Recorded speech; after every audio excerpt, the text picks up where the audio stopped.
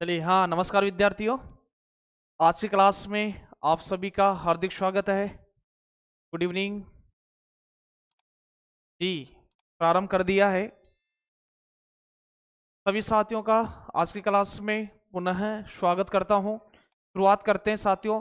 पिछली कक्षा में अपन बात कर रहे थे भक्ति काल के संदर्भ में। भक्ति काल की प्रवृत्तियां पढ़ चुके हैं। भक्ति पूरे भारत में कहां कहां पर प्रसारित हुई है उसकी बात अपन देख चुके हैं। और फिर अपन ने देखा है कि भक्ति काल में जो निर्गुण और सगुण भक्ति है, और निर्गुण भक्ति भी दो प्रकार की है। निर्गुण भक्ति में आपको पता है संत काव्य धारा और सूफी काव्य धारा। और सगुण भक्ति की बात करें, सगुण भक्ति की बात करें मित्रों, तो राम काव्य धारा और कृष्ण काव्य धारा। पिछली कक्षा में इसके बारे में अपन चर्चा कर चुके हैं। सभी का प्रणाम मैंने स्वीकार कर लिया है। अब विषय के साथ गंभीरता से जुड़ जाइएगा। शुरू करते हैं साथियों। ये रहा आज का विषय। इससे पूर्व यदि 12 कक्षाएं हो चुकी है, आपने नहीं देखा है, प्ले लिस्ट में जाकर के देखिएगा और पूरी क्रमबद्ध चीजें आपको देखने को यहां पर मिलेगी। चलिए शुरुआत करते हैं। एमपी टेट वर्ग 1 और 2 हिंदी साहित्य, भक्ति काल और संत काव्य धारा को लेकर के अपन चर्चा करेंगे। लेकिन उससे पहले मैं आपको बता देता हूं मित्रों कि जैसे जैसे नए नए बच्चे जुड़ते जा रहे हैं, अपेक्षाएं बच्चों की बढ़ती जा रही है और जिम्मेदारियां हमारी भी बढ़ती जा रही है। जैसे आप कह रहे थे सर शिक्षा शास्त्र पढ़ाइएगा, अपन ने वो प्रारंभ कर दिया है। आपने कहा सर हिंदी साहित्य पढ़ाइएगा, वो प्रारंभ कर दिया है।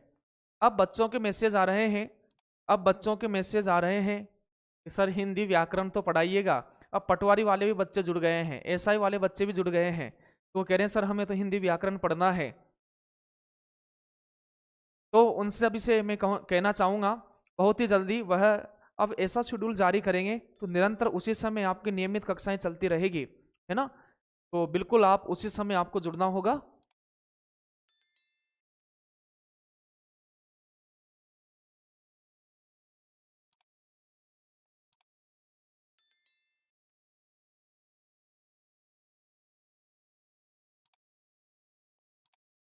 चलिए देखिएगा।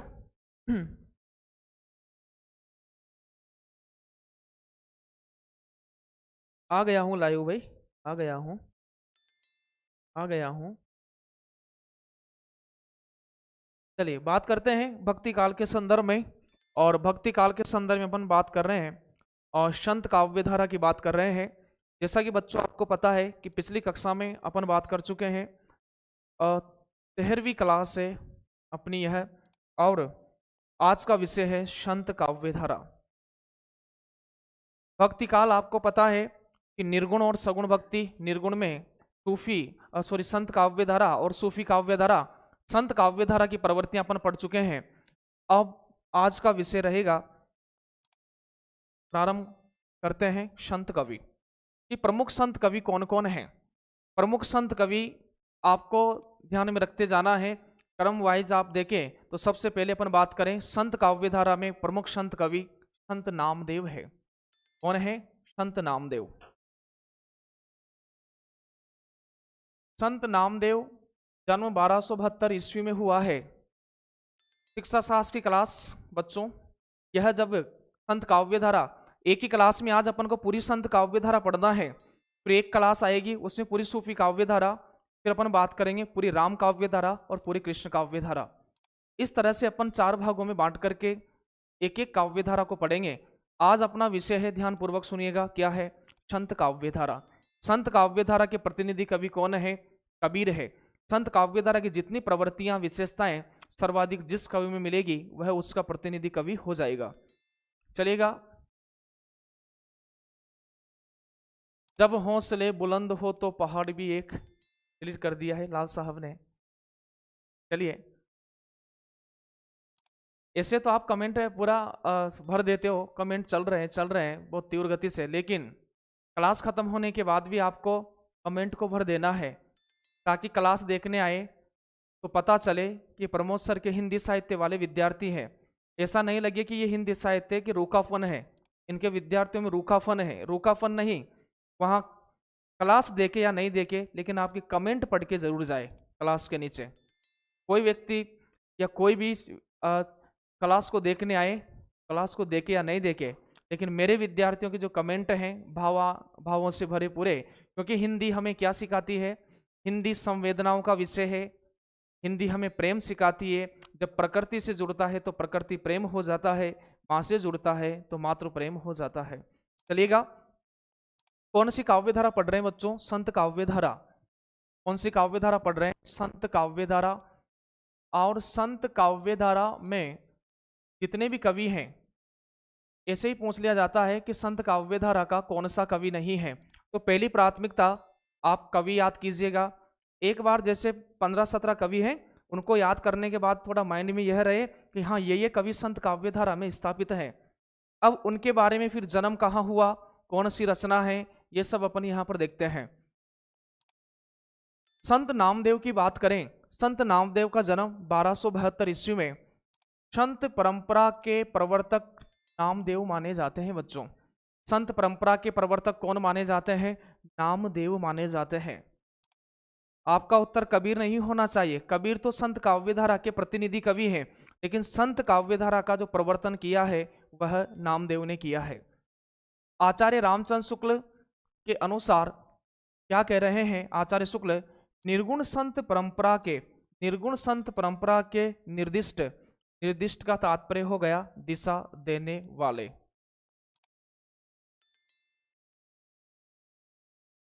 निर्गुण संत परंपरा के निर्दिष्ट प्रवर्तक कौन है? ये आचार्य शुक्ल कह रहे हैं कि निर्गुण संत परंपरा के निर्दिष्ट प्रवर्तक कबीरदास हैं। वैसे बच्चों कबीरदास का उद्धारक आलोचक कौन है? कबीरदास के उद्धारक आलोचक आपसे पूछा जाए, कबीरदास के उद्धारक आलोचक आपसे पूछा जाए तो कबीरदास के उद्धारक आलोचक हैं हजारी प्रसाद द्विवेदी। कौन है? हजारी प्रसाद द्विवेदी। लेकिन आचार्य रामचंद्र शुक्ल कह रहे हैं, आचार्य रामचंद्र शुक्ल कह रहे हैं कि निर्गुण संत परंपरा में, यानी निर्गुण काव्य धारा, आपको पता होगा एक निर्गुण है और एक सगुण है, यानी निर्गुण काव्य धारा के और निर्गुण में कौन कौन है सर? संत हैं और सूफी हैं सर। सूफियों की ही काव्य धारा प्रेम मार्गी है। कौन सी है? प्रेम मार्गी है। और ये ज्ञान मार्गी है, ज्ञान मार्गी। तो यहां पर देखिएगा कौन कह रहे हैं? आचार्य शुक्ल कह रहे हैं कि निर्गुण, यानी ये निर्गुण, और निर्गुण में भी कौन? संत परंपरा के निर्दिष्ट प्रवर्तक कबीर दास हैं। नामदेव डाकू से तात्पर्य बच्चों कि यह अमीरों से धन लूट करके गरीबों में बांट दिया करते थे। यह अमीरों से धन लूट करके गरीबों में बांट दिया करते थे। तो संत नामदेव भी क्या थे? डाकू थे। नामदेव प्रारंभ में सगुणोपासक थे, ध्यान रखिएगा। नामदेव प्रारंभ में सगुण भक्ति किया करते थे, सगुण भक्ति, सगुणोपासक थे, सगुण भक्ति की उपासना करते थे। बाद में निर्गुणोपासक हो गए। कैसे हो गए? बाद में निर्गुणोपासक हो गए। इसी तरह का तथ्य अपन ने वहां देखा था कि मत्स्येंद्रनाथ पहले सिद्ध हुआ करते थे, लेकिन बाद में क्या हो गए? बाद में सर नाथ हो गए। किसके प्रभाव से? गोरखनाथ के प्रभाव से। इसी तरह के तथ्य बच्चों और भी मिलेंगे आपको। जैसे आप अपन बात करें तो विद्यापति भक्त कवि भी माने जाते हैं, श्रृंगारी कवि भी माने जाते हैं, वहां अपन ने देखा था। उसी प्रकार से आप देखिएगा केशवदास जी को, केशवदास राम भक्त भी माने जाते हैं और रीतिकाल में भी आते हैं। तो ऐसे तथ्य आपको इंपॉर्टेंट नोट करते हुए चलना चाहिए। तो प्रश्न आएगा कि ऐसा कौन सा संत है जो पहले सगुण भक्ति किया करता था लेकिन बाद में निर्गुण भक्ति में परिणत हो गया? तो आपका उत्तर हो जाएगा सर संत नामदेव है। कौन है? संत नामदेव है। नामदेव कौन? नामदेव जब सगुण भक्ति करते थे यानी सगुणोपासक थे, तब इनके पदों की भाषा ब्रज हुआ करती थी। सगुणोपासक थे जब इनकी भाषा कैसी हुआ करती थी? ब्रज हुआ करती थी। आपको पता होगा विद्यार्थियों कि जैसे अपन बात करें भाषा, अपन किसकी बात करें? भाषा की बात करें तो भाषा में आप देख लीजिएगा, फिर बताइएगा क्या है। भाषा की बात करें बच्चों तो एक तो है आदिकाल। क्या है? आदिकाल। आदिकाल के बाद अपन चल रहे हैं भक्ति काल। कौन से काल में? भक्ति काल। इसके बाद अपन बात करेंगे रीति काल और इसके बाद बात करेंगे आधुनिक काल। आदिकाल की प्रमुख भाषा क्या है? आदिकाल की प्रमुख भाषा है अपभ्रंश भाषा। कौन सी भाषा है? आदिकाल की प्रमुख भाषा है अपभ्रंश भाषा। अपभ्रंश भाषा आदिकाल की प्रमुख भाषा अपभ्रंश हो गई। भक्ति काल में भी आपको पता है बच्चों 4 काव्य धाराएं अपन बना दें। भक्ति काल में भी कितनी? 4। जैसे आप देखिएगा संत काव्य धारा, संत काव्य धारा, संत काव्य धारा। इसके बाद में बात करें सूफी काव्य धारा, सूफी काव्य धारा। इसके उपरांत बात करें अपन राम काव्य धारा और फिर बात करें कृष्ण काव्य धारा। संत काव्य धारा की प्रमुख भाषा की बात करें तो सदुकड़ी। कौन सी भाषा है प्रमुख भाषा? यहाँ पर सदुकड़ी भाषा हो जाएगी। सूफी काव्य धारा की बात करें तो यहाँ पर जो भाषा होगी अवधी भाषा होगी, लेकिन यहाँ पर लिपि क्या होगी बच्चों? लिपि हो जाएगी सर फारसी। राम काव्य धारा की बात करें तो राम काव्य धारा की भी भाषा तो क्या है? भाषा सर अवधी है। राम काव्य धारा की भाषा अवधी है, लेकिन लिपि क्या है? लिपि भारतीय है। और कृष्ण काव्य धारा की बात करें तो यहाँ प्रमुख भाषा ब्रज भी है और अवधी भी है, ब्रज भी है और अवधी भी है। तो ये तो भक्ति काल में है। तो भक्ति काल की प्रमुख भाषा क्या मान ली जाए? अवधी यहाँ भी ज्यादा है, यहाँ भी है और यहाँ भी है, तो यहाँ पर अवधी भाषा प्रमुख रहेगी। रीति काल तो ब्रज भाषा का स्वर्ण काल कहलाता है, रीति काल तो ब्रज भाषा का स्वर्ण काल कहलाता है। और आधुनिक काल की बात करें तो यहाँ पर खड़ी बोली उभरती है प्रमुखता से। यह तथ्य आपको पता होगा। सर पेडागोजी कितने बजे पढ़ाओगे? बस अभी ये क्लास खत्म हो जाए पूरी संत काव्य धारा, उसके बाद में 2-5 मिनट का रेस्ट लेकर के पेडागोजी स्टार्ट कर देंगे। देखिएगा आगे बात करें अपन यहाँ पर तो देखिएगा सगुणोपासक थे तब इनके पदों की भाषा। अब देख लीजिएगा सगुणोपासक की बात करें, सगुणोपासक तो सगुण भक्ति कौन कौन सी है? सर राम है, सर कृष्ण है, तो यहाँ पर ये ब्रजभाषा। तो सगुणोपासक थे तब इनके पदों की भाषा ब्रज हुआ करती थी, और जैसे ही निर्गुणोपासक के समय इनकी भाषा क्या हो गई? सदुक्कड़ी, सदुक्कड़ी भाषा। कौन सी हो गई? सदुक्कड़ी थी। नामदेव के गुरु का नाम पूछा जाता है बच्चों, बार बार नोट कर लेना, इंपॉर्टेंट है। नामदेव के गुरु का नाम है विसोबा खेचर। क्या नाम है? विसोबा खेचर या फिर खेचरनाथ है। नामदेव की वाणियों का संग्रह अभंग के नाम से मिलता है, यह भी इंपॉर्टेंट तथ्य है। नामदेव की वाणियों का संग्रह किस नाम से मिलता है? अभंग के नाम से मिलता है। संत काव्यधारा में, संत काव्यधारा के पहले कवि अपन पढ़ चुके हैं, क्या नाम है? संत नामदेव है सर। गुरु का नाम याद रखना है, गुरु का नाम अभी पिछली बार नेट का एग्जाम हुआ था, नेट जीआरएफ में पूछा गया था कि बताइएगा विसोबा खेचरनाथ किसके गुरु हैं? तो संत नामदेव के गुरु है। ध्यान रखिएगा नामदेव की वाणियों का संग्रह अभंग के नाम से मिलता है, अभंग के नाम से मिलता है। अब जो संत काव्यधारा के प्रतिनिधि कवि हैं, संत काव्यधारा के प्रतिनिधि कवि कौन है मित्रों? तो संत काव्यधारा के प्रतिनिधि कवि की बात करें तो कबीर है। कौन है? कबीर। कबीर का जन्म 1398 ईस्वी काशी में, या विक्रम संवत आपसे पूछा जाए तो 98 में 57 जोड़ोगे तो 1455 विक्रमी में आता है। देहांत 1518 ईस्वी में मगहर काशी में हुआ। तो ध्यान रखिएगा जन्म इनका काशी में हुआ और देहांत का स्थान पूछा जाए तो मगहर काशी है। कबीर का शाब्दिक अर्थ होता है महान। क्या होता है? कबीर का शाब्दिक अर्थ होता है महान। क्या होता है? महान होता है। माता का नाम नीमा है, पिता नीरू है, पत्नी लोही या रमजानिया है, पुत्र कमाल, पुत्री कमाली, और शिष्य का नाम आपको ध्यान रखना है धर्मदास है। शिष्य का नाम क्या है? धर्मदास है। और धर्मदास ने कबीर की रचना का संकलन किस नाम से किया है? पर बीजक नाम से किया है। ध्यान रखिएगा बीजक में कबीर दास भी विवेच्य है और खुद स्वयं धर्मदास भी विवेच्य है। साथियों को जोड़ दीजिएगा।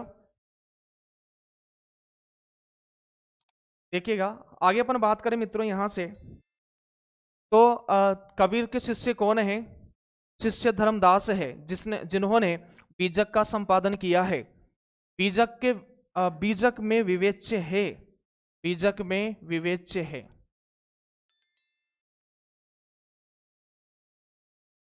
बीजक में विवेच्य है।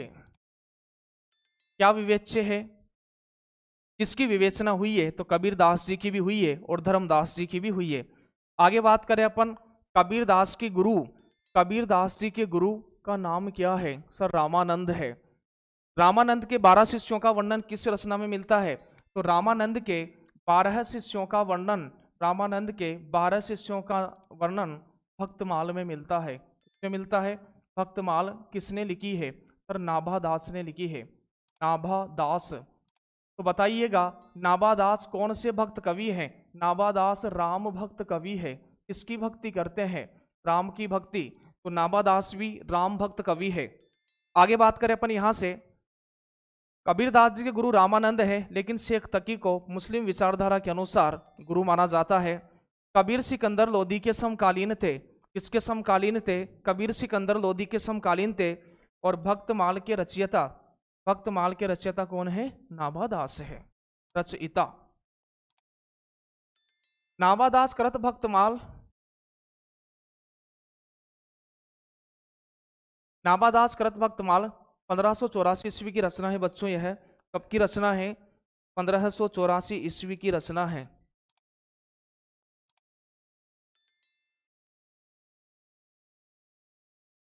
कब की रचना है? 1584 ईस्वी की रचना है। लिख देता हूं मैं।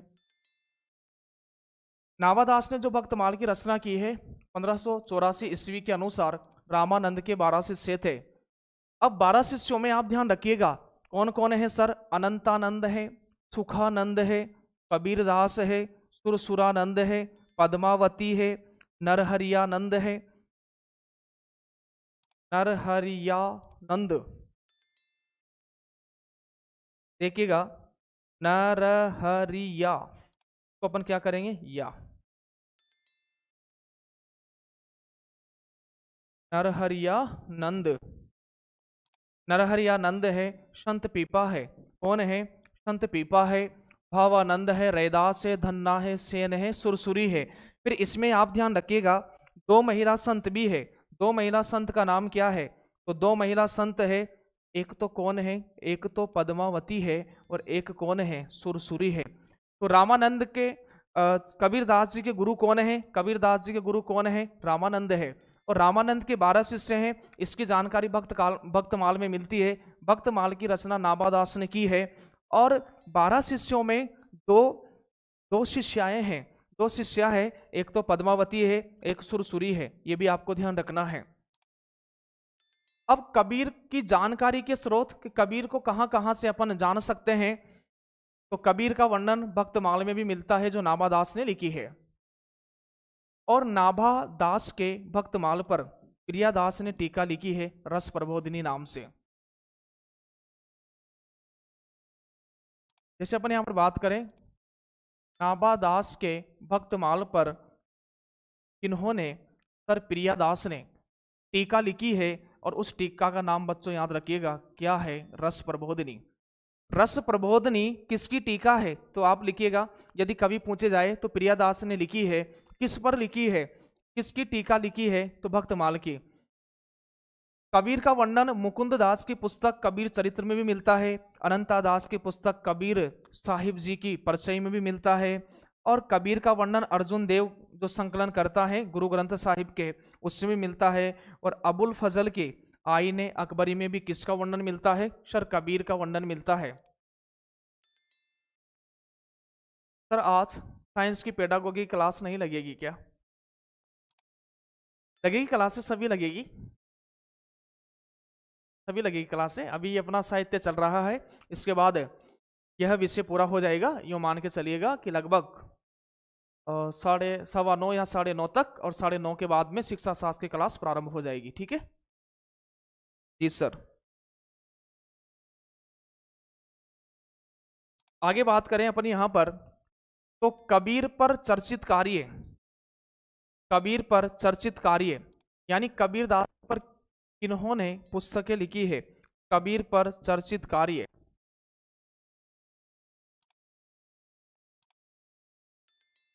कबीर पर चर्चित कार्य। कबीरदास जी पर किस किसने पुस्तकें लिखी है, इसके बारे में आपको जानना अति आवश्यक है। तो देखिएगा किन्होंने लिखी है। कबीर के पद का संपादन किया है, कबीर के पद का संपादन किया है क्षितिज मोहन सेन ने, और कबीर ग्रंथावली का संपादन किया है श्याम सुंदर दास ने। कबीर वचनावली का संपादन किया है अयोध्या सिंह, अब यहां पर लिख लेते हैं इसको, अयोध्या सिंह उपाध्याय। मिस प्रिंटिंग आपको हर जगह मिलेगी, सिंह लिखा हुआ जो चंद्रबिंदु की, तो आप ध्यान रखिएगा। अयोध्या सिंह उपाध्याय हरिओद, अयोध्या सिंह उपाध्याय हरिओद ने कबीर वचनावली लिखी है।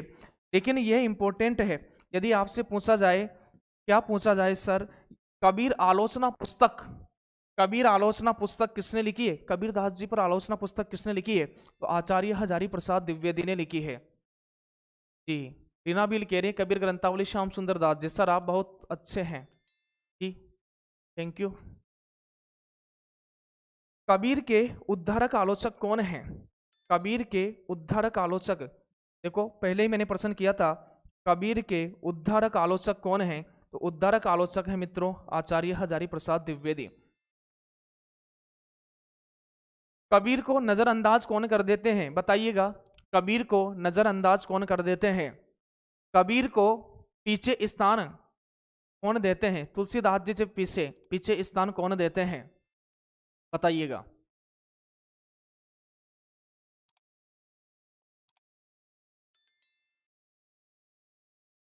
आचार्य रामचंद्र शुक्ल को रहस्यवाद पसंद नहीं है। कबीर का रहस्यवाद आपको पता है साधनात्मक रहस्यवाद है। साधनात्मक रहस्यवाद बच्चों आपने देखा होगा, साधनात्मक रहस्यवाद में आखड़ियां छाया पड़ी, पंत निहारी निहारी, और जीबड़ियां छाला पड़िया, नाम पुकारी पुकारे।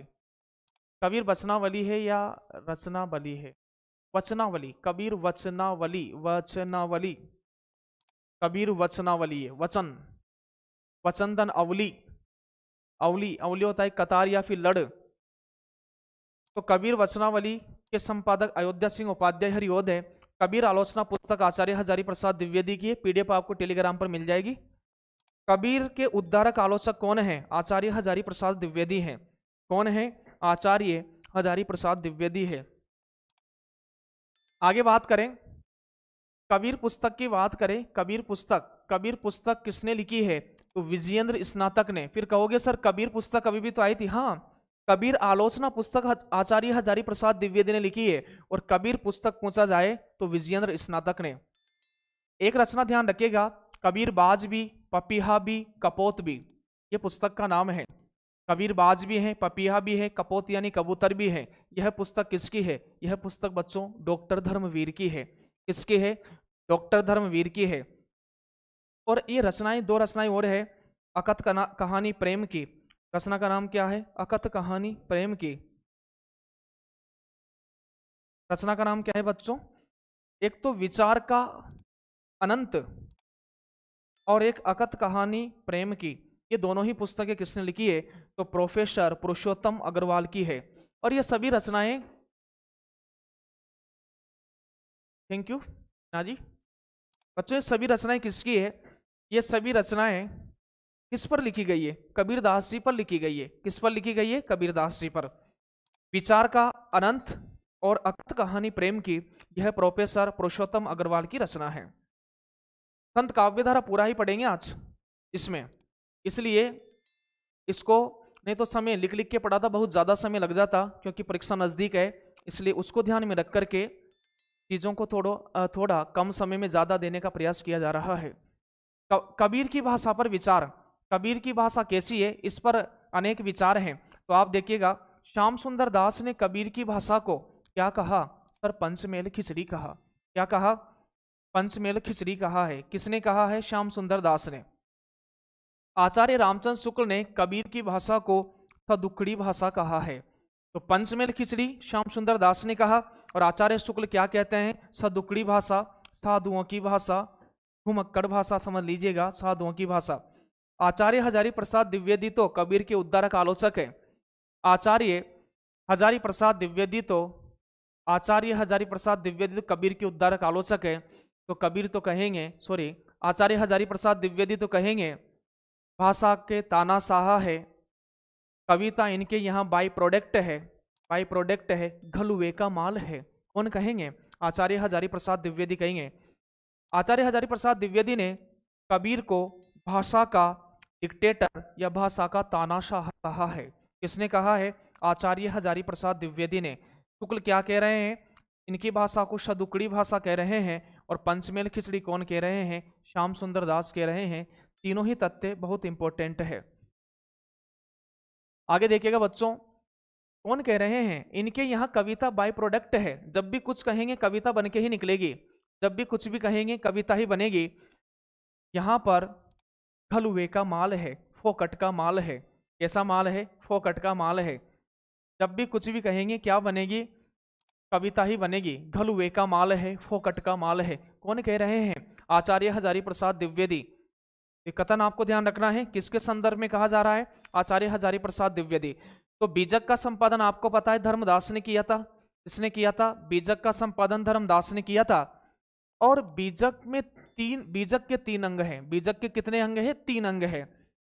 एक अंग तो है साखी, एक अंग है शबद, और एक अंग है साकी शबद, साकी शबद और क्या है? रमेनी है। इसमें भी आपको, चलो ये तो याद रख होगा ही सही आपको कि भाई बीजक के 3 अंग है। साखी, साखी जो शब्द बना है वह साक्षी, साक्षी से बना है। तो यहां पर देखिएगा, इसमें भी यह पूछा जाता है कि साकी किस छंद में है? तो दोहा छंद में साकी लिखी गई है। पद से लिखी रचना कौन सी है? शबद है। और रमेनी भी किस से लिखी है? पद से लिखी रचना है। साकी में देखिएगा, साकी की बात करें मित्रों तो ध्यान से देखिएगा क्या है। बीजक के कितने अंग हो गए? सर 3 अंग हो गए। साखी, शबद, रमैनी। जी हाँ, 3 अंग है। साकी क्या है? सत्य को साक्षी मानते हुए गुरु अपने शिष्य को जीवन के मूलभूत तत्वों की शिक्षा देता है। इसे ही क्या कहा जाता है? इसे ही साकी कहा जाता है। और ये लाइन आपको ध्यान रखना है, कबीरदास जी कह रहे हैं कि संस्कृत भाषा कूप जल भाखा बहता नीर। भाषा तो परिवर्तनशील है, बहता नीर है।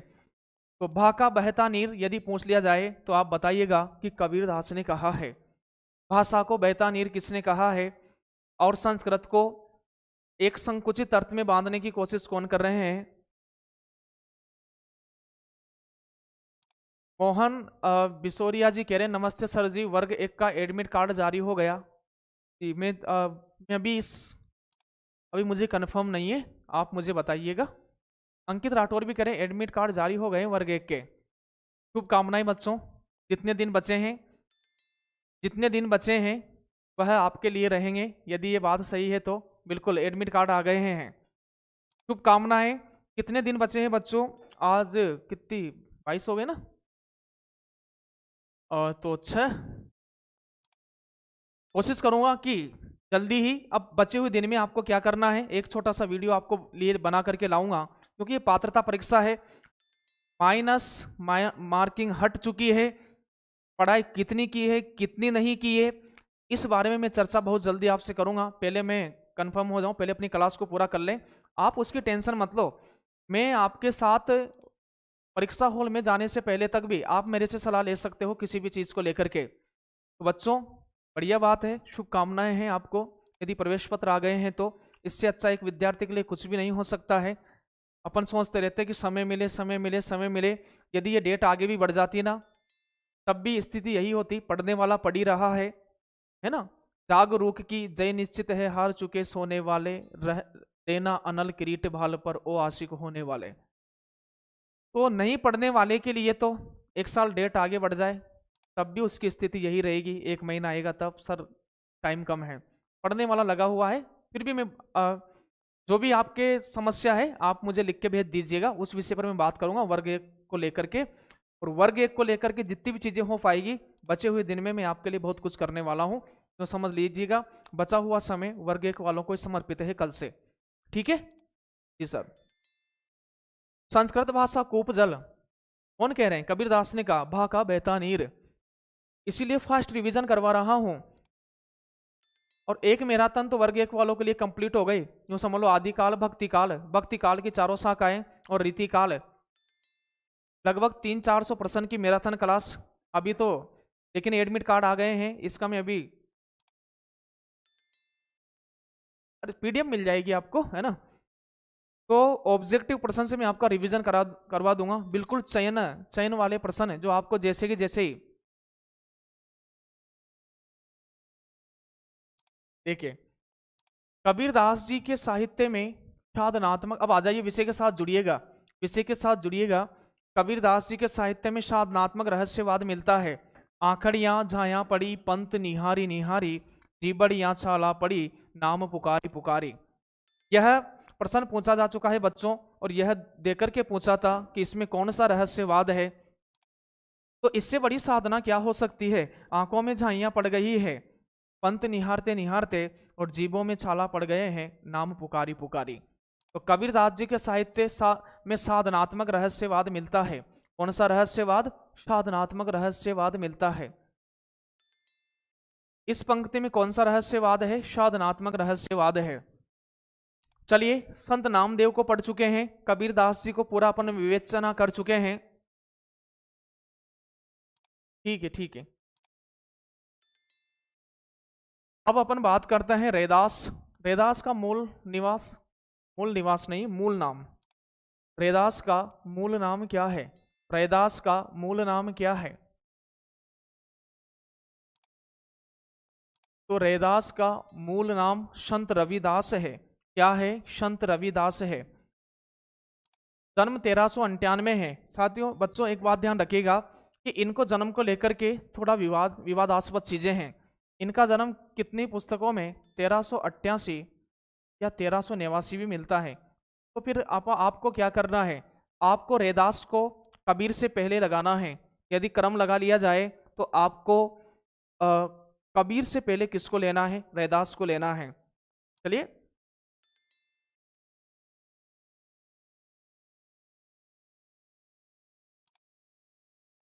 जन्म 1398 ईस्वी बनारस के चर्मकार परिवार में हुआ। ये परिवार का नाम अक्सर एकाध पर्सन आ ही जाता है ना, कि कौन किससे परिवार से। जैसे अपन वहाँ अष्टचाप में पढ़ेंगे, वहां पर भी काफी ऐसी चीजें आना है। वहां पूछा जाएगा कौन सा कान्य कुब्जी ब्राह्मण था अष्टचाप में, तो ऐसे प्रश्न आ जाते हैं। इनके 40 पद हैं। रैदास के कितने पद। 40। ऑप्शन में 40 ना हो तो 41, आपको 41 लगाना है। रैदास के 40 पद गुरु ग्रंथ साहिब में संकलित है। और गुरु ग्रंथ साहिब के संकलन करता कौन है। संकलन करता है बच्चों अर्जुन देव। कौन है। अर्जुन देव। ठीक है। और संत रैदास की पंक्तियां पूछी जाती है। प्रभु जी तुम चंदन हम पानी, और मन चंगा तो कटौती में गंगा। दोनों पंक्तियां आपको ध्यान रखना है। दोनों पंक्तियां किसकी है। दोनों पंक्तियां रैदास की है। ठीक है। हट गया मैं साइड में। अब ले लो आप स्क्रीनशॉट, ले रहे हो क्या ले रहे हो।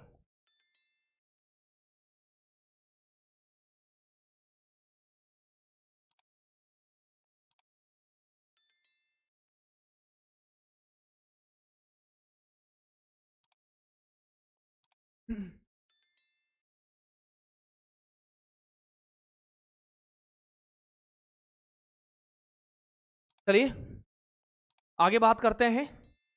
नामदेव हो गए हैं, कबीर हो गए हैं, रैदास। रैदास के बारे में ध्यान रखिएगा। इनका जन्म चर्मकार परिवार में हुआ है। 40 पद गुरु ग्रंथ साहिब में संकलित हैं। और ये पंक्तियां पूछी जाती है। प्रभु जी तुम चंदन हम पानी, और मन चंगा तो कटौती में गंगा। मीरा के गुरु का नाम भी रैदास मिलता है। उत्तर प्रदेश में फर्रुखाबाद में एक संप्रदाय है साध या साधो। ध्यान रखिएगा कि यूपी में एक संप्रदाय चलता है साध या साधो संप्रदाय चलता है, जो रैदास की परंपरा में आता है। ध्यान रखिएगा कि यूपी में एक साध या साधो संप्रदाय चलता है, जो किसकी परंपरा में आता है। रैदास की परंपरा में आता है। संवत 1600 में वीरभान ने साधो संप्रदाय की स्थापना की। तो साधो संप्रदाय के संस्थापक तो कौन है। वीरभान है। लेकिन ये किसकी परंपरा में आता है संप्रदाय। रैदास की परंपरा में आता है। और स्थापना कब हुई है। संवत 1600 में। 57 घटा दीजिएगा, ईस्वी आ जाएगा इसमें से। चलिए चौथे संत कवि की बात करें। संत काव्यधारा पढ़ रहे हैं भक्ति काल के अंतर्गत, संत काव्यधारा। और चौथा संत आ गया है गुरु नानक। गुरु नानक का जन्म ध्यान रखिएगा 1469 ईस्वी तलवंडी, वर्तमान में कहां पर है? पाकिस्तान में है। इनकी रचनाएं रहीरास है, सोहिला है, अशा दीवार है, जपू जी। ये कौन सी रचना है बच्चों? जपू जी। इसे आपको करना है जपू जी, जपू जी। इनकी रचना जपू जी है। और जपू जी में गुरु नानक के जीवन के बारे में जानकारी मिलती है। तो कौन सी रचना में गुरु नानक के जीवन की जानकारी मिलती है? जपू जी में। तो रचनाएं रहीरास, सोहिला, अशा दीवार और जपू जी। एक इनकी रचना नसीहतनामा है, जो खड़ी बोली की रचना है। इसकी रचना है खड़ी बोली की रचना है। जी जी बिल्कुल। गुरु नानक देव को ध्यान रखिएगा, गुरु नानक देव को भेदाभेदवादी, भेदा भेद धन अभेदवादी, द कर लीजिएगा इसको, भेदाभेदवादी संत भी कहते हैं। भेदाभेदवादी संत भी कहते हैं। कौन सा संत कहते हैं? भेदाभेदवादी संत भी कहते हैं। जबकि अचिंत्य भेदाभेदवाद, बताइएगा, लिखकर बताइएगा, अचिंत्य भेदाभेदवाद किनका संप्रदाय है? अचिंत्य भेदाभेदवाद किनका दर्शन है? बताइएगा। संतों में सर्वाधिक भ्रमणशील संत गुरु नानक देव ही हैं। आप सोच रहे हो कि कबीरदास जी है? नहीं, संतों में सर्वाधिक भ्रमणशील संत कौन है? गुरु नानक देव हैं। गुरु नानक देव ऐसे संत हैं जिन्होंने जिन्होंने जिन्होंने सर्वाधिक स्त्री सम्मान व स्त्री समर्थन की बात की है। गुरु नानक देव ऐसे संत हैं जिन्होंने सर्वाधिक स्त्री सम्मान व स्त्री समर्थन की बात की है। देखो, संतों में भी सर्वाधिक स्त्री समर्थन कौन कर रहे हैं? आप चिंता मत कीजिएगा। हरि तहरी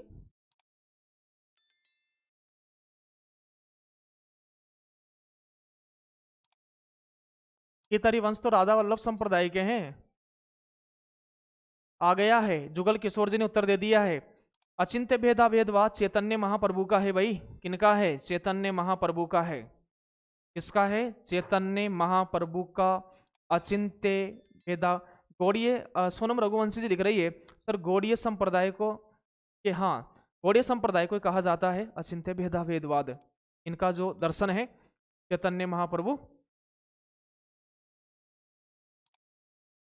मुकुट जी नमस्कार, स्वागत है आपका। देखिए, चलिए ये ध्यान रखिए, गुरु संतों में सर्वाधिक नारी सम्मान कौन कर रहे हैं? गुरु नानक देव कर रहे हैं। तो मेरा प्रश्न यह है कि बताओ, भक्ति काल में सर्वाधिक नारी सम्मान किस काव्य धारा में मिलता है? कौन उत्तर देगा? संतों में सर्वाधिक नारी सम्मान किस काव्य धारा में देखने को मिलता है? संत काव्य धारा, सूफी काव्य धारा, राम काव्य धारा, कृष्ण काव्य धारा? कौन उत्तर देगा?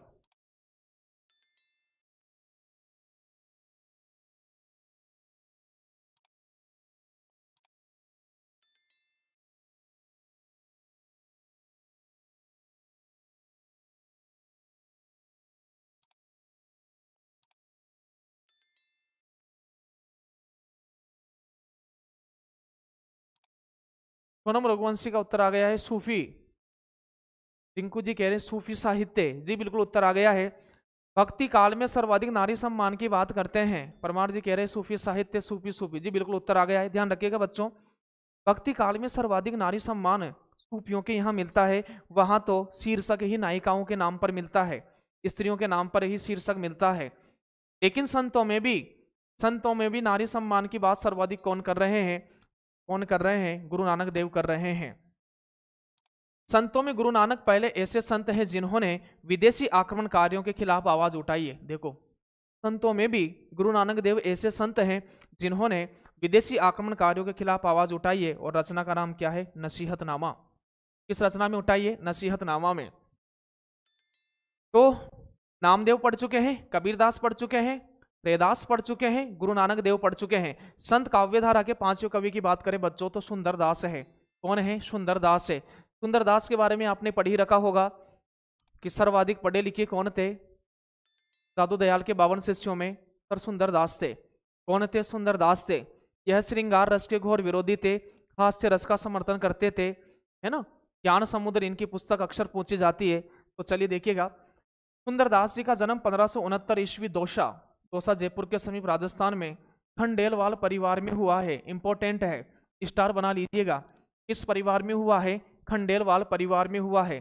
दादू दयाल के 52 शिष्यों में सबसे ज्यादा पढ़े लिखे कौन थे? सर सुंदरदास थे। कौन थे? सर सुंदरदास थे। तो शास्त्रज्ञ कवि हो गए ना, शास्त्र के ज्ञाता हो गए ना। हाँ आ गए हैं। मैं जल्दी रणनीति लेकर आऊंगा वर्ग 1 वाले बच्चों के लिए, कैसे मैनेज करें, अपने माइंड को कैसे कूल रखें। पढ़ने का विषय गया है, अब माइंड को कूल रखने का विषय है, पीसफुल रखने का विषय है बच्चों। क्योंकि पढ़कर ही सिलेक्शन नहीं लिया जा सकता है, लेकिन किस तरह से मतलब परीक्षा हॉल में अपने आप को मैनेज रखा जाए, कैसे मतलब प्रश्न के उत्तर दिए जाए और कैसे तुक्का लगाया जाए, सब चीज़ों पर बात करेंगे आने वाले समय में। दादू दयाल के 52 शिष्यों में सबसे ज्यादा पढ़े लिखे कौन थे? सर सुंदरदास थे। सुंदरदास नागासाका के संस्थापक हैं, ध्यान रखिएगा। नागासाका के संस्थापक सूरदास है। इनकी रचना है ज्ञान समुद्र है, सुंदर सागर है, सुंदर विलास है, सुंदर ग्रंथावली है। यह रचना बहुत पूछी जाती है, ज्ञान समुद्र। ठीक है, तो सुंदरदास जी को पढ़ रहे हैं, संत काव्यधारा में पढ़ रहे हैं। देखिएगा, यदि ज्ञान समुद्र पूछी जाए, ज्ञान के समुद्र तो कौन हो गए? सर सुंदरदास जी हो गए ज्ञान के समुद्र तो। लेकिन मलुकदास जी की रचना ज्ञान बोध है, ध्यान रखिएगा। मलुकदास जी आलसियों के महामंत्र के ज्ञाता, आपको पता है, आगे पढ़ेंगे अपन। मलुकदास जी की रचना है सुंदर ग्रंथावली का संपादन हरिनारायण शर्मा ने किया है। सुंदरदास ने हास्य रस का प्रयोग किया है, लेकिन श्रृंगार रस के घोर विरोधी हैं। तो कौन सा संत कवि श्रृंगार रस का घोर विरोधी है? सर सुंदरदास हैं। सुंदरदास ने केशवदास की रसिक प्रिया, अब रसिक प्रिया क्या है? रसिक प्रिया क्या है बच्चों? यह एक रस नायिका भेद और रस संबंधी ग्रंथ है। रसिक प्रिया नाम है इनका पूरा, मैं लिख देता हूं, रसिक प्रिया। ग्रंथ का नाम क्या है? रसिक प्रिया। किसकी रचना है रसिक प्रिया? सर रसिक प्रिया रचना केशवदास की है। सर केशवदास को कहाँ पढ़ेंगे? केशवदास रीतिकाल के प्रवर्तक के बच्चों। केशवदास को रीतिकाल का प्रवर्तक डॉक्टर नगेंद्र ने माना है। किसने माना है? डॉक्टर नगेंद्र ने माना है। लेकिन केशवदास ऐसे हैं बच्चों, केशवदास भक्त भी हैं। केशवदास क्या है? भक्त कवि भी है और रीतिकाल भी है और श्रृंगारी कवि भी है। अपन बात करें कौन से कवि हैं? सर केशवदास भक्त कवि है सर, जी हाँ, भक्त कवि भी है, भक्त कवि भी है और श्रृंगार कवि भी है। भक्त भी है और श्रृंगारी भी है। सर भक्त और श्रृंगारी तो और भी अपन पढ़ चुके हैं। हाँ बच्चों, आदिकाल और भक्ति काल को संधि रेखा पर स्थित, आदिकाल और भक्ति काल की संधि रेखा को मिलाने वाला कवि कौन था? सर विद्यापति था। कौन था? विद्यापति थे। कौन थे? विद्यापति। तो विद्यापति भक्त और श्रृंगारी, ये विवाद छिड़ गया था, आपको पता है, विद्यापति को लेकर के। और इसके बाद भक्त और श्रृंगारी की बात और आ गई है, तो भक्त भी और श्रृंगारी भी है। तो बताओ कौन है? केशवदास है। केशवदास भक्ति काल में भी आते हैं और रीति काल के प्रवर्तक हो जाते हैं। पर भक्ति काल वाली रचना कौन सी है केशवदास की? तो रामचंद्रिका रचना राम भक्ति का ग्रंथ हो गया। तो फिर बताओ रसिक प्रिया काव्यांग निरूपण ग्रंथ होने के कारण रीति काल की परिधि में चला गया। किस परिधि में चला गया? रीति काल की परिधि में। तो सुंदरदास जी श्रृंगार रस के घोर विरोधी हैं। केशवदास की रसिक प्रिया और नंददास, पता है ना नंददास को कहाँ पढ़ेंगे? सर नंददास को अपन पढ़ेंगे, ये अष्टछाप के सबसे छोटे कवि हैं, अष्टछाप के सबसे छोटे कवि हैं। लेकिन काव्य सौष्ठव के आधार पर देखा जाए तो फिर सूरदास के बाद इनका ही नाम आता है। कृष्ण काव्यधारा के प्रतिनिधि सूरदास हैं, लेकिन अष्टछाप में सबसे छोटे कवि नंददास हैं। लेकिन और कवि जड़िया और नंददास गड़िया, और जड़िया और गड़िया आए तो तुलसीदास जी हैं। ठीक है, नंददास की रसमंजरी देखो, रसमंजरी, रस में क्या है? रस का शाब्दिक अर्थ आनंद होता है। यहाँ भी रस है, यहाँ भी रस है, आनंद है तो श्रृंगार है, और श्रृंगार रस के विरोधी कौन है? सुंदरदास हैं। सुंदर कविराय की पुस्तक का नाम है बच्चों सुंदर श्रृंगार, की निंदा की है, ध्यान रखिएगा।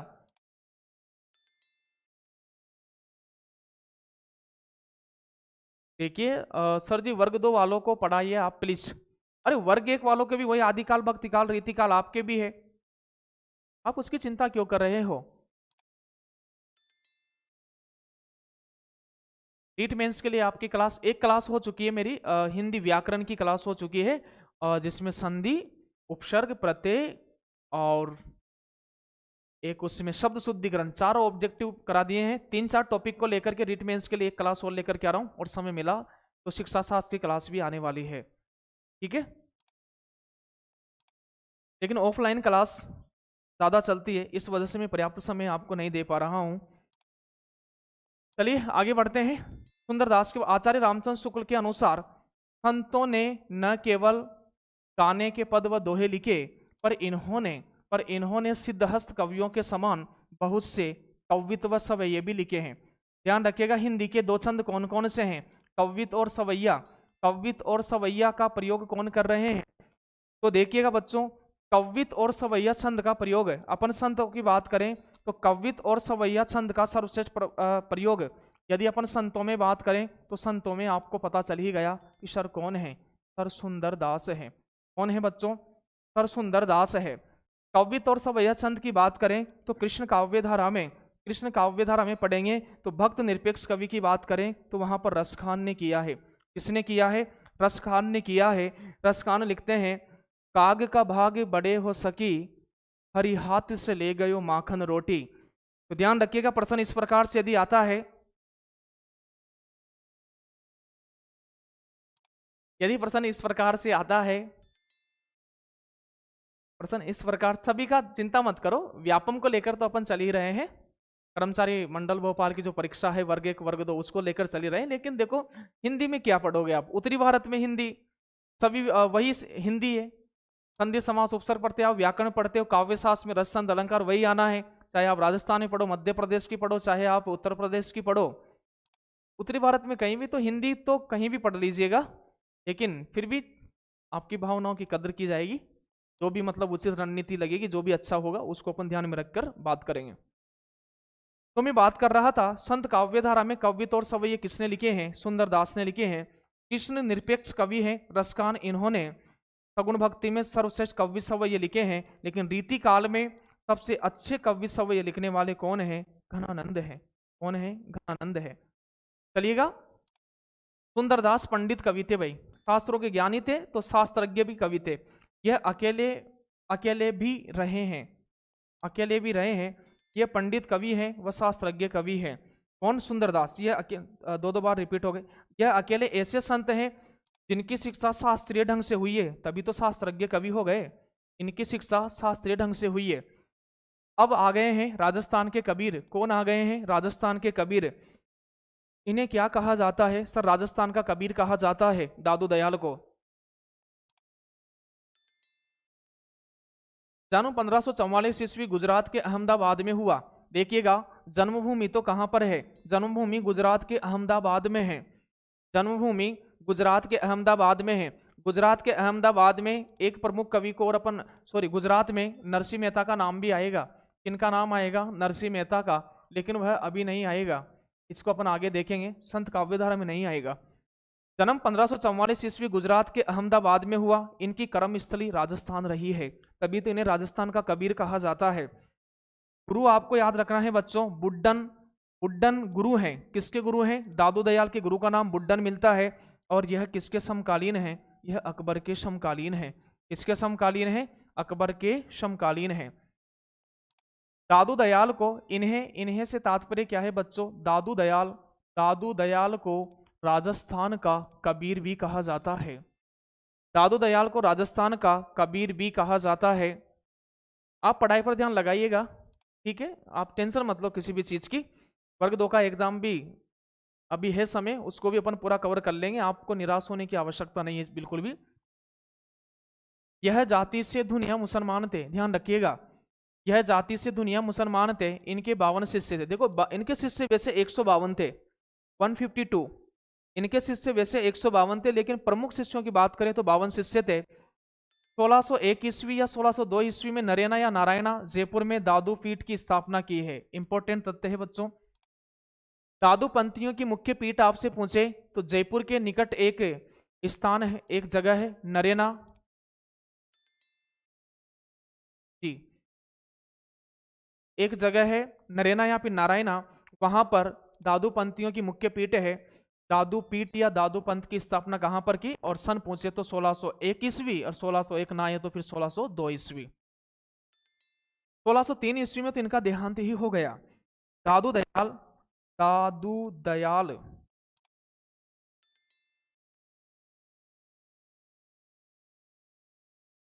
दादू दयाल के संप्रदाय को निरपक्ष संप्रदाय या निपक्ष संप्रदाय कहा जाता है।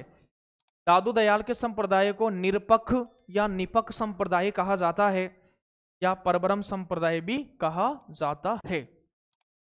दादू दयाल के शिष्य देखिएगा, दादू दयाल के शिष्य संत रविदास, जगन्नाथ दास, इन दोनों शिष्यों ने दादू दयाल की रचनाओं का संकलन किया हरडे वाणी के नाम से। जहां जहां मैं स्टार बनाता चल रहा हूं वह चीजें आपको परमानेंट याद हो जाना चाहिए। हरडे वाणी का हिंदी नाम हृदय वाणी है। तो बताइएगा दादू दयाल की जो रचनाओं का संकलन करने वाले कौन कौन ने किया? संत रविदास ने किया सर, और जगन्नाथ दास ने किया है। किस नाम से किया है? हरडे वाणी नाम से किया है, हृदय वाणी नाम से किया है। दादू दयाल के शिष्य रज्जब, रज्जब ने तो गज्जब कर दिया, पता है ना, रज्जब ने गज्जब कर दिया। तो दादू दयाल के शिष्य रज्जब,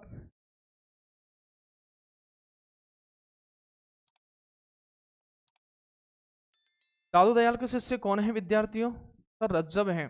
रज्जब ने गज्जब कर दिया था, आजीवन दूल्हे के वेश में रहे थे। तो दादू दयाल के शिष्य रज्जब ने अंगवधु शीर्षक से इनकी वाणियों का संकलन किया है। यह भी इंपॉर्टेंट तथ्य है। अंगवधु, अंगवधु, ठीक है। तो दादू दयाल के शिष्य रज्जब ने, देखो रज्जब ने दादू दयाल की वाणियों का संकलन किस नाम से किया? अंगवधु के नाम से। और जबकि संत रविदास व जगन्नाथ दास इन दोनों ने हरडे वाणी के नाम से किया है। यह संशय समाप्त हो जाना चाहिए आपका अच्छी तरह से। आजीवन दुल्हे के वेश में रहे, विनोद जी कह रहे हैं। जी हाँ, कौन रहे? रज्जब रहे, गज्जब कर दिया रज्जब ने। इनकी वाणियों का संकलन किया है। इनकी रचनाएं ध्यान रखिएगा। हरडे वाणी, दादू दयाल की रचनाएं कौन सी है? हरडे वाणी। हरडे वाणी का संकलन करता कौन है बताइएगा? हरडे वाणी है, इसे हृदय वाणी कहते हैं। अंगवधु का संकलन अपन कह रहे हैं कि सर रज्जब ने किया है। इसके बाद अनभय वाणी है और काया बेली है। रचनाएं भी इंपॉर्टेंट है, रचनाएं आपको याद रखना है। आगे बढ़ते हैं बच्चों। दादू पंथियों का सत्संग स्थल अलख दरीबा कहलाता है। दादू पंथियों का सत्संग स्थल, जहां पर यह कीर्तन किया करते थे, सत्संग किया करते थे। जी हाँ, हाँ बिल्कुल। दादू पंथियों का सत्संग स्थल क्या कहलाता है? अलख दरीबा कहलाता है। क्या कहलाता है? अलख दरीबा कहलाता है। दादू पंथियों का तो अभिवादन क्या है? दादू पंथियों का अभिवादन शतनाम है। क्या बोलते हैं जब भी मिलते हैं? शतनाम। दादू दयाल के दो पुत्र हैं, मिश्किन दास और गरीब दास। इन्होंने भी इनकी विचारधारा को आगे बढ़ाया है। दादू दयाल की पंक्ति का नाम रखिएगा, अपना मस्तक काटी के वीर हुआ कबीर। अब ऐसा नहीं रखना चाहिए कि कबीर दास की पंक्ति है, इसीलिए मैं यहां पर लेकर आया हूं आपके समक्ष। कहीं आपको यह भ्रम नहीं हो जाए कि कबीर आ रहा है तो कबीर की पंक्ति है। अपना मस्तक काटी के वीर हुआ कबीर, यह दादू दयाल की पंक्ति है। किसकी पंक्ति है? दादू दयाल की पंक्ति है। अगले कवि का नाम आ गया है बच्चों, कौन है? मलुक दास जी आ गए हैं। कौन आ गए हैं? मलुक दास जी। आपके चहेते कवि आ गए हैं, मलुक दास जी।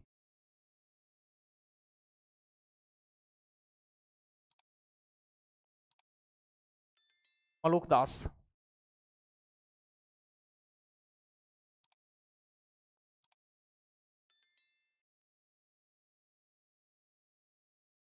चलिए, हाँ इसके बाद अपन शिक्षा शास्त्र पढ़ेंगे अब, है ना।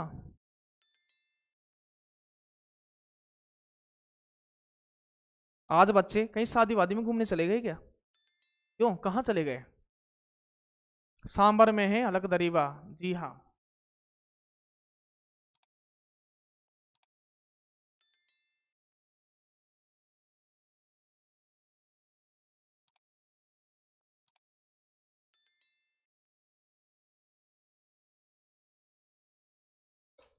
कहाँ पर है, चलिएगा शुरू करते हैं इस विषय को। मलुकदास जी का जन्म की बात करें 1574 ईस्वी, कड़ा इलाहाबाद उत्तर प्रदेश में इनका जन्म हुआ और यह आलसियों के महामंत्र के ज्ञाता है, यानी ज्ञाता है।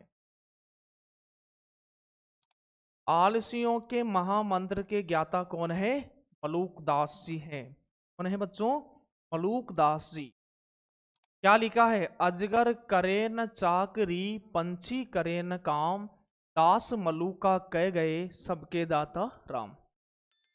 अजगर करे न चाकरी, पंछी करे न काम और दास मलुका किए गए। यदि ईश्वर ने जन्म दिया है, सोच दी है, तो चुग्गा भी वही देंगे, है ना, मेहनत करने की आवश्यकता नहीं है। तो ध्यान रखिएगा, मलुकदास जी का जन्म थोड़ा कभी कभार अपन मुख्य मुख्य कवियों का जन्म याद रख लेते हैं, ध्यान नहीं जाता है ना, लेकिन इनका भी 1574 ईस्वी, कड़ा इलाहाबाद यूपी में इनका जन्म हुआ है। फिर देखिएगा इनकी रचनाएं इंपॉर्टेंट है मलुकदास जी की। इनकी रचना है ज्ञान परोक्षी, भक्त बच्छावली, भक्त बच्छावली, भक्त विरुद्धावली, पुरुष विलास। देखिएगा पुरुष विलास रचना पूछी जाए तो मलुकदास जी की है। किनकी है? मलुकदास जी की रचना का नाम क्या है? सर मलुकदास जी की रचना का नाम पुरुष विलास है। लेकिन यदि पुरुष परीक्षा पूछी जाए, पुरुष परीक्षा पूछी जाए तो यह विद्यापति की रचना है। विद्यापति आपको पता होगा, काग के बाग बड़े हो सकी, हरि हाथ से ले गयो माखन रोटी। रीना कुशवाहा जी कह रहे हैं, बिल्कुल रसखान का खवैया है। काग के भाग बड़े हो सकी, मधुर। पुरुष परीक्षा विद्यापति की रचना है बच्चों, और विद्यापति की रचनाएं बार बार पूछी जाती। फिर मैं पुनः आपको स्मरण करा देता हूं, विद्यापति की पदावली की रचना के आधार पर ही यह विवाद हुआ था कि विद्यापति भक्त है या श्रृंगारी है। पदावली रचना के आधार पर ही इन्हें मैथिल कोकिल कहा जाता है, तो यह मैथिली भाषा की रचना है। विद्यापति की अवहट्ट या अपभ्रंश की दो रचनाएं, कीर्तिलता और कीर्ति पताका, ये वीर रस की रचनाएं हैं, कीर्तिलता और कीर्ति पताका। बाकी जो इनकी रचनाएं बची है, जैसे पुरुष परीक्षा है, देव सर्वस्व सार है, यह संस्कृत भाषा की रचनाएं हैं जी। विद्यापति को मैथिल कोकिल कहा जाता है और सत्यनारायण कविरत्न को ब्रज कोकिल कहा जाता है। राम लखन जी ने लिखे भी ज्ञान बोध, रतन खान, भक्ति विवेक, 12 कड़ी, सुख सागर, बहुत शानदार, बेहतरीन तैयारी है। 12 कड़ी है, ज्ञान बोध है। ज्ञान बोध, ज्ञान बोध मलुकदास जी की सर्वश्रेष्ठ रचना है जो 5 खंडों में लिखी गई है। कितने खंडों में? 5 खंडों में। रामावतार लीला है, ब्रज चरित है, रतन खान है। रतन खान है, इसको पढ़ लिया है मलुकदास जी को। धर्मदास कौन है? सर ये कबीर के शिष्य हैं, इन्होंने बीजक का संपादन किया है। जन्म उत्तर प्रदेश में, इनकी रचना है अमर सुख निदान। अमर सुख निदान, यह बीजक के संपादक हैं धर्मदास जी। अगले संत कवि की बात करें तो नवे संत कवि हो जाएंगे हरिदास निरंजनी। नवे संत कवि हो जाएंगे हरिदास निरंजनी। हरिदास निरंजनी का जन्म हुआ 1455 ईस्वी राजस्थान में। निरंजनी संप्रदाय के प्रवर्तक हैं। इस संप्रदाय के प्रवर्तक हैं, निरंजनी संप्रदाय के प्रवर्तक है हरिदास निरंजनी। निरंजनी संप्रदाय को नाथों व संतों के बीच की कड़ी माना जाता है। नाथों को अपन ने पढ़ा है आदिकाल में, संतों को पढ़ रहे हैं भक्ति काल में। तो नाथों की विचारधारा का प्रभाव सीधा संतों पर पड़ा है। सिद्धों की जो शाखा थी, उसी से नाथों का उद्भव विकास हुआ, और नाथों का प्रभाव सीधा सीधा संत काव्य धारा पर देखा जा सकता है। इस पर देखा जा सकता है, संत काव्य धारा पर देखा जा सकता है। तो यह भी इंपॉर्टेंट प्रश्न हो जाता है कि किस संप्रदाय को नाथों व संतों के बीच की कड़ी माना जाता है? तो निरंजनी संप्रदाय को। इस संप्रदाय को, निरंजनी संप्रदाय को। इनकी रचनाएं बात करें, इनकी रचनाओं की बात करें तो किनकी? हरिदास निरंजनी की रचनाओं की बात करें तो अष्टपदी, इसको सब बना लीजिएगा। अष्टपदी है, पूजा जो ग्रंथ है, समाधि जोग ग्रंथ है, निरपक मूल ग्रंथ है, संग्राम जोग ग्रंथ है। ठीक है जी। आगे बात करें रज्जब। ये रज्जब आ गए आपके प्रिय कवि। रज्जब ने गज्जब कर दिया। आजीवन दुल्हे के वेश में रहने वाले कौन है? सर रज्जब है। तो बताइएगा, अंगवधु का संपादन इन्होंने ही किया था। जन्म 1567 ईस्वी 1567 यानी 1567 ईस्वी जयपुर सांगा नहर के पठान थे। ध्यान रखिएगा भाई, कौन सा संत पठान है? तो फिर रज्जब जी हैं।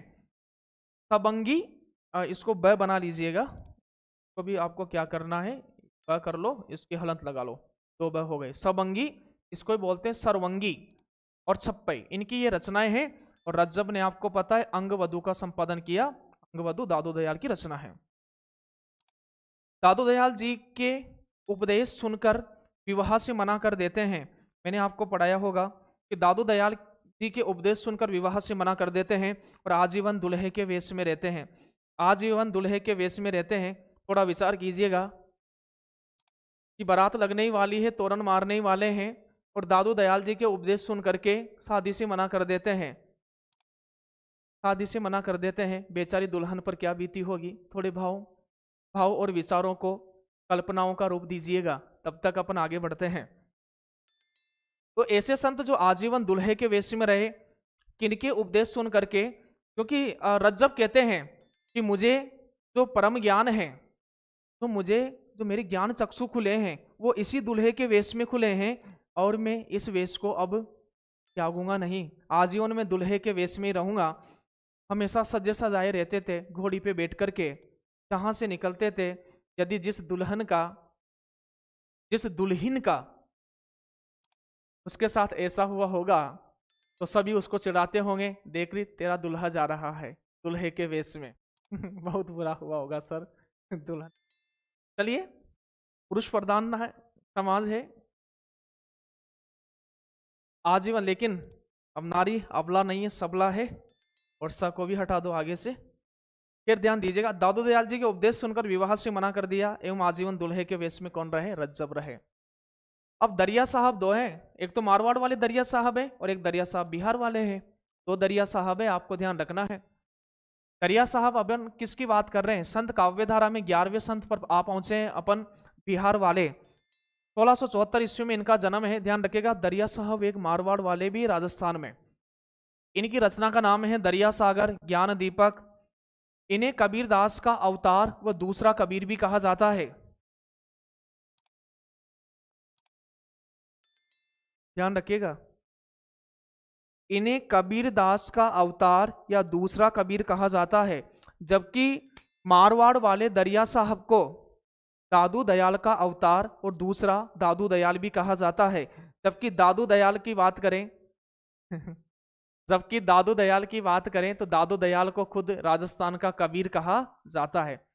यहां कंफ्यूज मत हो जाना आप। आगे अपन मारवाड़ वाले दरिया साहब की बात करेंगे तो उन्हें दादू दयाल का दूसरा अवतार या दूसरा दादू दयाल कहा जाता है। ये दूसरे कबीर हो गए दरिया साहब बिहार वाले। ये इंपॉर्टेंट कवि है चरणदास जी, इनके बारे में आपको याद होना चाहिए। चरणदास जी का जन्म की बात करें तो अलवर, को वह कर लीजिएगा, वह को क्या करना है वह। तो इनका जन्म अलवर राजस्थान में हुआ। कहां पर हुआ? अलवर राजस्थान में इनका जन्म हुआ। इनका चरणदास जी। इनकी शिष्याएं ध्यान रखिएगा, इनकी दो शिष्यां थी, दयाबाई और सहजोबाई। कौन कौन शिष्याएं थी? दयाबाई और सहजोबाई। सहजोबाई की रचना सहज प्रकाश याद रखिएगा, उसमें लिखती है, सहजोबाई भी संसार को मिथ्या बताती है, झूठा बताती है। सहजोबाई लिखती, कुटुंब संगाती बीच में आदि अंत नहीं होई, बीच मिलही बीच ही गए सहजो साथ न कोई। यानी इस संसार में व्यक्ति को सब बीच में ही मिलते हैं, बीच में छोड़ के चले जाते हैं। दुखी होने पर सिर्फ अनुभूति प्रकट करते हैं, लेकिन उसका दुख हर नहीं पाते हैं। इसीलिए यह संसार तो कोरा दिखावा है, मिथ्या है, झूठा है। कौन कह रही है? सहजोबाई कह रही है। और आपको पता है कि संतों ने भी इस संसार को मिथ्या ही तो माना है, झूठा ही माना है। इनके यहाँ पर अपन ने पढ़ा था कि प्रकृति उपेक्षीय बन गई है, प्रकृति के बारे में कुछ भी नहीं लिखा है। प्रकृति के बारे में इसलिए नहीं लिखा है क्योंकि संसार ही झूठा है। तो ये नदी, झरने, पेड़ पौधे, हवा, ये सब झूठे हैं। वहां तो अलौकिकता है, एकेश्वरवाद है। तो यहाँ पर शिष्याएं दयाबाई और सहजोबाई, ये प्रश्न पूछा जाता है। राजस्थान जीके में भी ये प्रश्न बार बार आता है कि बताइएगा सहजोबाई और दयाबाई किनकी शिष्याएं थी? तो चरणदास जी। चरणदास जी कहाँ हैं? सर अलवर राजस्थान में। कहाँ के थे? अलवर राजस्थान के। सहजोबाई की रचना सहज प्रकाश से, बच्चों क्या है? सहज प्रकाश। और दयाबाई की रचना दयाबोध है। और एक रचना विनय मालिका है। ये थोड़ा यहां से अलग विषय आ गया है, चाहो तो इसे आप यहीं समझ लो, नहीं समझो तो आप रहने दो, समझ लो फिर भी। यदि कृष्ण काव्य धारा में पूछे या कृष्ण भक्ति में पूछा जाए, मैं पहले समझा चुका हूं इस विषय को, यदि कृष्ण भक्ति में पूछा जाए तो सर्वश्रेष्ठ कवित्व और सवैया लिखने वाले रसकान हैं। और रीति मुक्त कवियों में बात करें या रीति काल में बात करें तो घनानंद ने सबसे अच्छे, सबसे ज्यादा क्या, सबसे अच्छे कवित्व और सवैये लिखे हैं, ये ध्यान रखिएगा। आगे बात करते हैं दरिया साहब की। दरिया साहब कहाँ के हैं? मारवाड़ वाले हैं। कहाँ के हैं? दरिया साहब मारवाड़ राजस्थान। इन्हें दादू दयाल का दूसरा अवतार और दूसरा दादू दयाल कहा जाता है, ये मैं आपको बता चुका हूं पहले ही। शिक्षा शास्त्र की क्लास कब से है सर जी? बस 15 मिनट बाद स्टार्ट कर देंगे बच्चों। अब पढ़ना ही है तो पढ़ लेंगे ना, अभी पढ़ रहे हैं अपन, साहित्य पढ़ रहे हैं, इसके बाद अपन शिक्षा शास्त्र पढ़ लेंगे, ठीक है। अगले एक संत कवि है जगजीवन दास, सतनामी संप्रदाय के प्रवर्तक हैं। आप ही कल कह रहे थे सर साहित्य पढ़ाओ साहित्य पढ़ाओ, ये साहित्य लीजिएगा, साहित्य पढ़ा रहे हैं तो आप शिक्षा शास्त्र थोड़ा सा धैर्य रखो बच्चों, आ रही है शिक्षा शास्त्र की कक्षा है ना अभी। जगजीवन दास सतनामी संप्रदाय के प्रवर्तक हैं। लालदास को आपको यही ध्यान रखना है कि लालदास भी संत कवि हैं। कौन से कवि हैं? संत कवि हैं। गुरु अर्जुन देव की बात करें, गुरु अर्जुन देव बस 18-19 कुछ ही और बाकी है, आप चिंता मत करो, शिक्षा शास्त्र प्रारंभ होने वाली है। गुरु अर्जुन देव सिखों के 5वें गुरु हैं। कौन से गुरु? पांचवें गुरु है, 5वें गुरु है गुरु अर्जुन देव। 1604 ईस्वी में गुरु ग्रंथ साहिब का इन्होंने संकलन किया। इनकी रचनाओं की बात करें तो 52 अखरी, सुखमणि, 12 मासा। फिर 17वें की बात करें गुरु गोविंद सिंह, देखो यह त्रुटि मिलेगी आपको बार बार, ध्यान रखिएगा। जन्म 1664 ईस्वी में हुआ। कब हुआ जन्म? 1664 ईस्वी में पटना बिहार में हुआ, ध्यान रखिएगा, पटना बिहार में हुआ, बिहार के पास ननकाना में हुआ। गुरु गोविंद सिंह 10वें व अंतिम सिख गुरु। इनका ग्रंथ का नाम है दसम पातशाह। दसम पातशाह का ग्रंथ का इन्होंने संपादन किया है। ध्यान रखिएगा, सिख धर्म में जो 5 ककार रखने की प्रथा इन्होंने चलाई है, ककार कितने? 5 ककार क्या है? कंघा, कड़ा, कृपाण, कंस नहीं, केस करना है इसको, क्या करना है? केस और कच्चा कंस नहीं है, केस है ना। तो 5 ककार सिखों में, 5 ककार में पूछ लिया जाएगा कौन सा शामिल नहीं है, तो 5 ककार। कितने ककार? 5 ककार, कंघा, कड़ा, कृपाण, केस, कच्चा धारण करते हैं। लेकिन ये 5 मकार यहां पर क्या गया है? 5 मकार, यहां पर 5 मकार। कितने मकार? 5 मकार। मांस, मछली, मध्य, मैथुन, मैथुन और मुद्रा। 5 मकार जो मिलते हैं, यह 5 मकार मिलते हैं बच्चों, लिख लेना, सिद्धों में। सिद्ध साहित्य में पंचमकार साधना है। सिद्धों में पंचमकार साधना है, मांस, मछली, मध्य, मैथुन, मुद्रा, ठीक है। और सिक्कों में 5 ककार धारण करने की प्रथा है, इसको भी आपको ध्यान रखना है। चलिए, रचनाएं आपको ध्यान रखना है। किनकी रचनाएं? गुरु गोविंद सिंह की। गुरु गोविंद सिंह की रचनाएं जफरनामा, जफरनामा औरंगजेब की काली करतूतों का वर्णन इसमें बताया है। विचित्र नाटक, गोविंद रामायण, चंडी चरित, यह दुर्गा सप्तशती का ही अनुवाद है, अनुदित रचना है चंडी चरित। 1699 ईस्वी में खालसा पंथ की स्थापना किसने की है? गुरु नानक, गुरु गोविंद सिंह ने की है बच्चों खालसा पंथ की स्थापना। किन्होंने की है? गुरु गोविंद सिंह ने कौन से पंथ की स्थापना की है? खालसे पंथ की स्थापना, खालसा पंथ के 1699 ईस्वी में। पंच पियारे क्या हैं? यदि पूछ लिया जाए कि पंच पियारे क्या हैं, तो गुरु गोविंद सिंह के 5 शिष्य पंच पियारे कहलाते हैं। इनके अनुयायी 5 ककार धारण करते हैं, कंगा, कड़ा, कृपाण, केस और कच्चा, ठीक है। फिर संत कवियों में बात करें, शायद ये अंतिम कवि होंगे, संत कवियों में अपन बात करें, नहीं प्राणनाथ जी हैं, और प्राणनाथ जी के बाद अंतिम कवि है। तो संत काव्यधारा के 2 कवि और बच रहे हैं।